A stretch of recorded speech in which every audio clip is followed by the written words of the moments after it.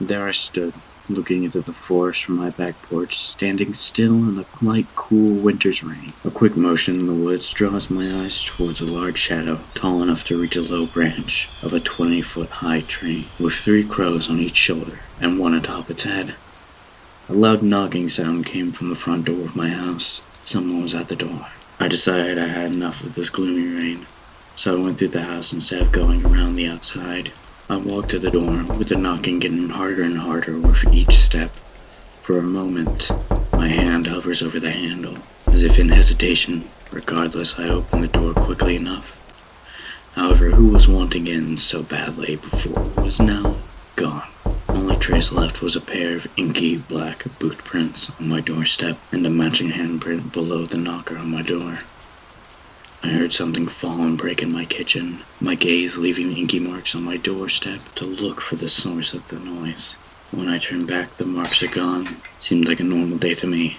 Well, at least for the past year, when I turned 16. Still, today was a little different. Normally, there were only boot tracks, and nothing broke, just fell. I walk into the kitchen to find what broke. To my surprise, there actually was a broken glass. But that's only half of the reason for my surprise. The glass was broken, yes, but it was coated in a black, inky sludge, like it had once filled it. That idea was supported by the fact that a crude black scribbling lay across my wooden floor. On closer inspection, it read something amongst the deep scratches that attempted to form letters. Follow the blood that crawls its way back. Creepy, I thought as I attempted to find a mop or rag to clean up the sludge and expose the damage done with the scratches. My gaze fell upon a pool of sludge. How much of this stuff is there? I thought. Then my gaze fell upon a second pool, then a third, and a fourth. They all led to my sliding glass door that was now open to my porch. The black shape of a human hand with long, sharp-looking claws at the end of each finger. Darn my curiosity, I thought to myself as I stepped through the door, stepping onto the porch, ignoring the now heavy rain falling from the clouds. I looked for more pools of inky black sludge, thinking of how stupid I am to look for them in such heavy rain. To my shock, there were more pools of sludge, but they were smaller, more similar to the print on my porch door. They were spread so close together that they appeared to be at a crawl. This must have shocked me out of my wits, because the next thing I knew, I was grabbing my coat, my phone, a knife, and a flashlight, and walking back out onto the porch. For a moment, I waited, there pondering if I had gone mad or not. Stepping off the porch and onto the soaking wet soil, my question to myself was answered. Definitely gone mad. I thought to myself as I walked alongside the prints. They got more and more detailed once I was upon the edge of the woods. The prints became so clear that I could see the lines of its palms clearly. Stupidly, I walked into the forest, dissolving into the misty rain, my home, now out of sight, and my survival instincts in the back of my mind. Several hours had passed with me walking, almost aimlessly, following the trail. My phone had died just recently. Now most teens would be running to their house to charge, but not me. That was the last thing on my mind, for this trail was far more mysterious than anything my phone would present me. What was once a dreary afternoon had turned to a gloomy dusk, and slowly getting darker and darker. I pull out my flashlight, knowing that I lack the ability to see in the dark like a cat, as I rummaged in my pockets to find it.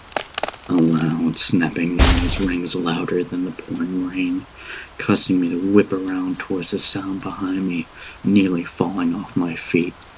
Quickly, I flick on my light to find that nothing was there. At least nothing that was alive.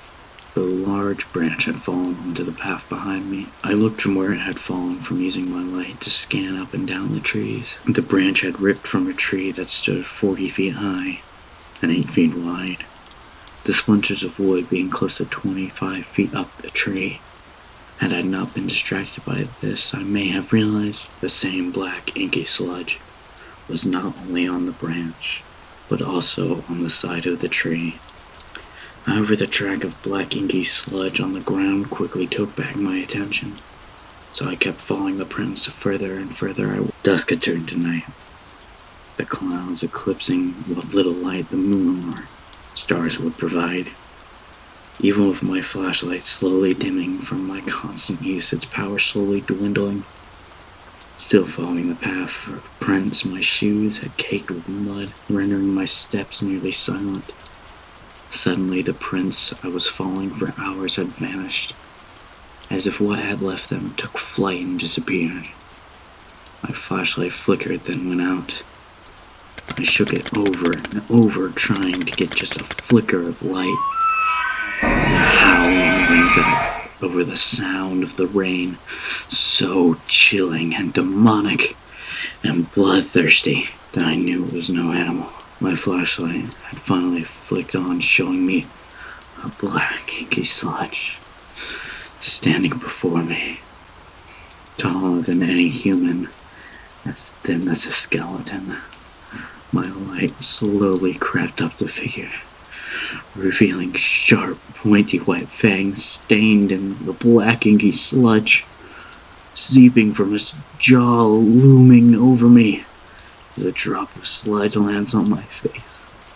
I dropped my light and turned to run, but the next thing I knew, I could feel my breath leaving my body.